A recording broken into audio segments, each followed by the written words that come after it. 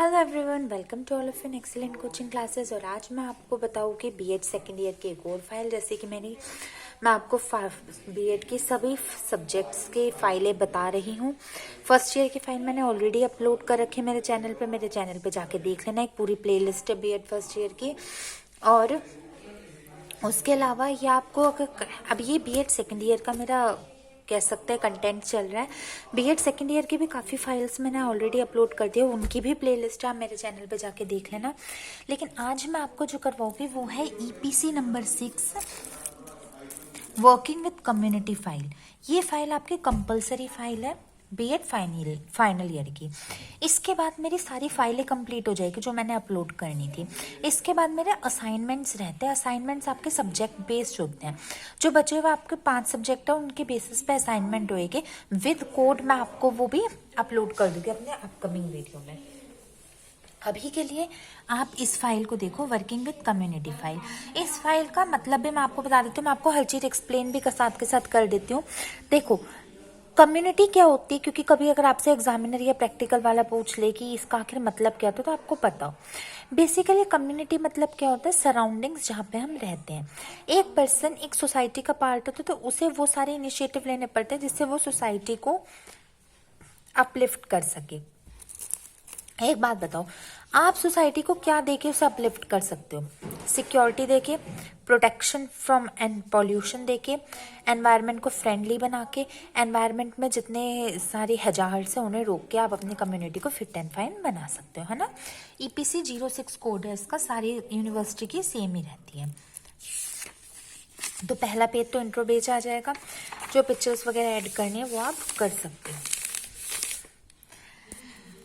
अब हम इसका एक्नॉलेजमेंट देख लेते हैं। सेकंड पेज हमेशा एक्नॉलेजमेंट का होता है।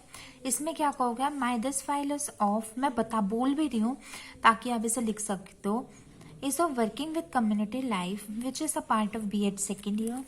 This is a book related to environmental education. This file basically deals with pollution which is the main problem of today's world. ये जो हमारी वर्किंग विद कम्युनिटी है वो बेसिकली, वैसे तो और भी टॉपिक से रिलेटेड है, बट जो बेसिकली है वो पॉल्यूशन से रिलेटेड है, जो आजकल का सबसे ज़्यादा डिफिकल्ट टॉपिक है। ठीक है, प्रॉब्लम है। फिर this is a file which is made with the kind guidance of our honourable teachers which is a part of कालका ग्रुप ऑफ इंस्टीट्यूशन या ऑर्गेनाइजेशन। ठीक है, यहाँ पे आप अपने कॉलेज का नाम लिख लेना। इतना एक्नॉलेजमेंट लिखना, ऐसे ही लिखना, सिंपल सॉबर फाइल ज़्यादा बेटर लगती है। आप बच्चे तो होने की आप हर ही चीज़ को बहुत ही कह सकते हैं हम अपने बहुत ज़्यादा क्रिएटिविटी से करें। इसका बेसिकली बीएड एक ट्रेनिंग है। बीएड बेसिकली एक आपकी ट्रेनिंग है जो आपको बताती है कि आप आगे जब जॉब करोगे तो कौन कौन सी चीज़ें आपको करनी होगी। जितनी क्रिएटिविटी करनी है कर लो, बट वैसे बहुत ज़्यादा तो रिक्वायर्ड है नहीं। अब फिर यहाँ से हमारा जो मेन टॉपिक है वो हो जाएगा वर्किंग विद कम्युनिटी का पॉल्यूशन। हिंदी में आपको लिखना तो प्रदूषण के बारे में लिख लेना, बहुत इजी टॉपिक है, इजीली नेट पे इसका बहुत सारा कंटेंट अवेलेबल है। पहले आप लिखोगे एनवायरमेंटल पॉल्यूशन होता क्या है। Environmental pollution is a kind of pollution in which there are harmful substances mixed up in the environment ultimately which makes the overall environment dirty. Definition लिख लेना।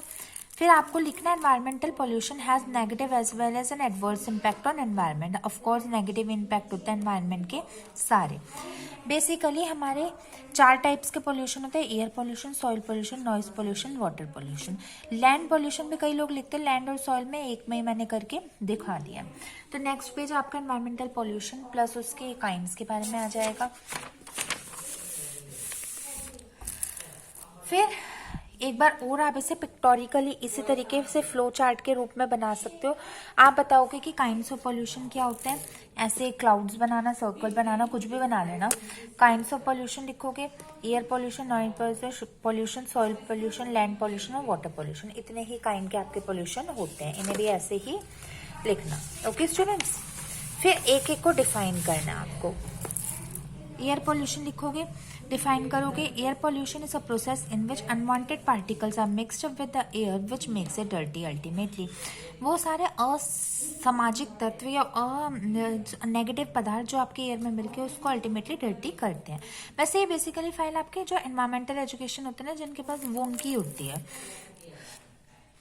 कॉजेज ऑफ एयर पॉल्यूशन, क्या क्या कारण होते हैं एयर पॉल्यूशन के, आप वो लिखोगे। पहला स्मोकिंग, दूसरा industrial smoke, deforestation, industrial output, other harmful activities, burning of substances, cigarette etcetera. इन चीज़ों की वजह से एयर पॉल्यूशन होता है। ठीक इसी टाइप से पिक्टोरिकली लिखना बहुत सुंदर लगता है टीचर को भी और आपको भी। फिर आप लिखोगे अब सॉइल पोल्यूशन। पहले सॉइल पोल्यूशन के देखो, इसमें मैंने फाइल में आपको डेफिनेशंस भी बता दी, कॉजेज भी बता दी और ड्राइंग भी करके बता दी पिक्टोरिकल प्रेजेंटेशन की। बहुत सुंदर होती है, ऐसे ही बनाया करो। Soil pollution is a mixing of harmful elements in soil due to which soil loses its original form. फिर कॉजेज ऑफ सॉइल पोल्यूशन क्या क्या होते हैं? ऑफ कोर्स डिफॉरेस्टेशन होता है, dead animals, dead plants, fossil fuels, non biodegradable items और no reuse method. मैं बोल भी देती हूँ आपको, ताकि अगर आपको वीडियो में कोई चीज ना भी समझ आए तो भी आप उसे लिख पाओ। ठीक है। फिर नेक्स्ट होता है इसमें हमारा नॉइज पोल्यूशन के बारे में। Noise pollution is done due to the harmful effect of large noise cause due to the following reason. इन रीजनों की वजह से अगर लार्ज नॉइज मचती है तो आपका नॉइज पोल्यूशन होता है। कौन कौन से कॉजेज होते हैं नॉइज पोल्यूशन के? Loud speakers, large voice, harsh noise, industrial voice and machines और लाउड स्पीकर। देखो कितने सुंदर तरीके से आपका प्रेजेंट किया, पेज भी सुंदर लग रहा है और डायग्राम की भी आपको जरूरत नहीं होती, पिक्चर्स की भी, अगर आप ऐसे प्रेजेंट करते हो तो। ठीक है। फिर इसके बाद हमारा नेक्स्ट पोल्यूशन है water pollution. Water pollution is basically done due to the harmful effect of the water contaminants. It becomes quite danger and unfit for drinking. ठीक है। इसके आप causes लिखोगे, harmful substances, aquatic harm, mixing of contaminant, others, mixing of industrial waste, poisonous gas और other poison। ये आप बिल्कुल इसी तरीके से इसे बनाओगे, लिखोगे तो भी बहुत अच्छा लगेगा। अब इसी के साथ हमारे पॉल्यूशन तो सारे खत्म हो जाते हैं। फिर वर्किंग विद कम्युनिटी में जो हमारा आता है पॉल्यूशन के बाद, वो नेक्स्ट प्रॉब्लम होता है सैनिटाइजेशन, मतलब साफ सफाई। देखो, sanitisation is a process which is related to the cleanness and arrangement of all the items in proper way. Sanitisation is done in the following ways. Sanitisation का बेसिकली मतलब होता है आपके आसपास की सफाई, हाइजीननेस, कितने हाइजीन हो और कैसे, हाउ टू अचीव सैनिटाइजेशन। आप सैनिटाइजेशन कैसे कर सकते हो, उनके प्रोसेस है ग्रोथ पर्सपेक्टिव, आगे बढ़ने की सोचो, afforestation, stop pollution, framing ministers और डेवलपिंग प्लान्स। इन तरीके से आप कर सकते हो, बिल्कुल ऐसे जो मैंने लिख रखा सेम टू सेम ऐसे ही लिख देना। ओके। अब स्वच्छ भारत अभियान देख लेते हैं। देखो, ये सारे हमने पढ़े कि क्या हमारी दिक्कतें हैं या क्या हमारी मेन प्रॉब्लम्स है जिनकी वजह से हमारी सोसाइटी ढंग से वर्क अपॉन नहीं कर पा रही। अब इसके खिलाफ किसी ने तो आवाज उठाई होगी ना, तो इसके खिलाफ एक हमारी स्कीम बनी जिसका नाम था स्वच्छ भारतीय अभियान। और ये स्वच्छ भारतीय अभियान के बारे में आप सब लोग जानते ही होंगे। ये हमारा honourable prime minister mister Narendra Modi ji ने निकाली थी और मेन मोटिव इसका था क्लीन और हेल्दी एनवायरनमेंट को बनाना। इसके डायरेक्टर मिस्टर नरेंद्र मोदी थे। ऑर्गेनाइजेशन ट्रस्ट थी, ईयर्स 2014 में हुआ था। मेन एम क्या था? To make environment more clean, fit, healthy and survival for environment. ठीक है। ये पूरा आप इसके बारे में लिख सकते हो। जो इसके अलावा भी आपको इसके बारे में और डिटेल इन्फॉर्मेशन लिखनी है, then you can write it.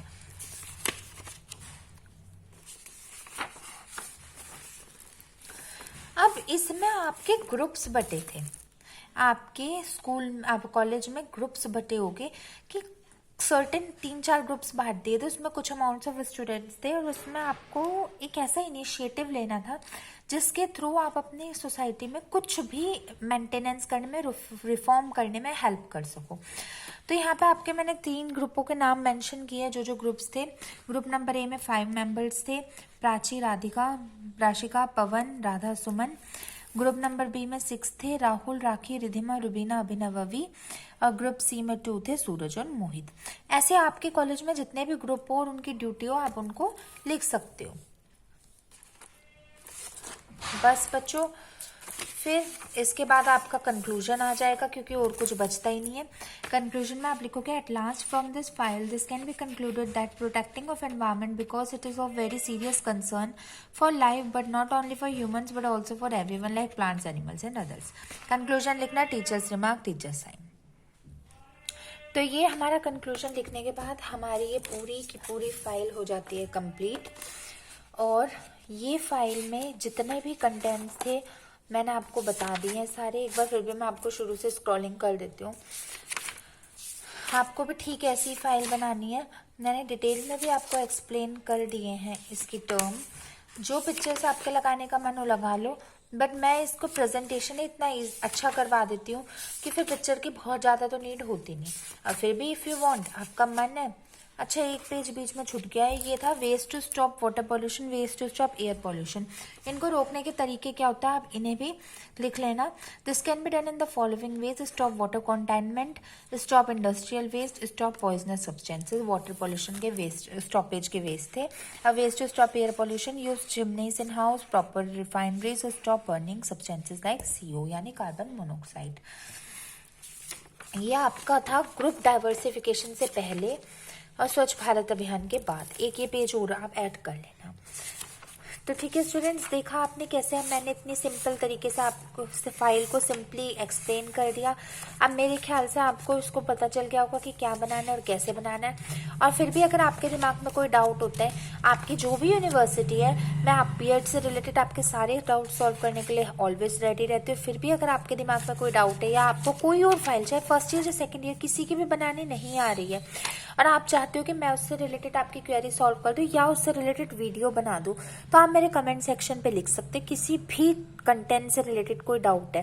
ये तो फाइल्स और असाइनमेंट्स की बात है। इसके बाद मेरी फाइलें तो अपलोड हो गई है, first year BEd second year BEd दोनों की। बस असाइनमेंट रहता है, वो भी मैं आपकी जल्द अपलोड कर दूंगी। इसके बाद भी आपके दिमाग में अगर कोई डाउट रहता है या कोई ऐसी बातें जो आपको समझ नहीं आई है, तो मेरे कमेंट सेक्शन में लिख सकते हो। अच्छी अपडेट्स जानने के लिए मेरे चैनल को आप सब्सक्राइब कर लो और बेल आइकन को दबा लो। आपके लिए फायदे की बात है, आपकी हर क्वेरी यहाँ पे रिसॉल्व होगी एक्सीलेंट कोचिंग क्लासेस में। अब आपके प्रैक्टिकल है, इसके बाद आपकी खत्म हो जाएगी BEd। चिंता मत करो, अच्छे से पढ़ो, तैयारी करनी शुरू कर दो, बिकॉज एग्जाम्स इस बार लेट नहीं होएंगे। मई जून में एट लास्ट अप्रैल मई तक हो जाएंगे। और फिर भी अगर आपके दिमाग में कोई दिक्कत है तो मेरे से पूछ लेना है। तो चलिए आज की वीडियो में इतना ही, मिलती हूँ अपनी नेक्स्ट वीडियो में। Till then good bye, thank you so much.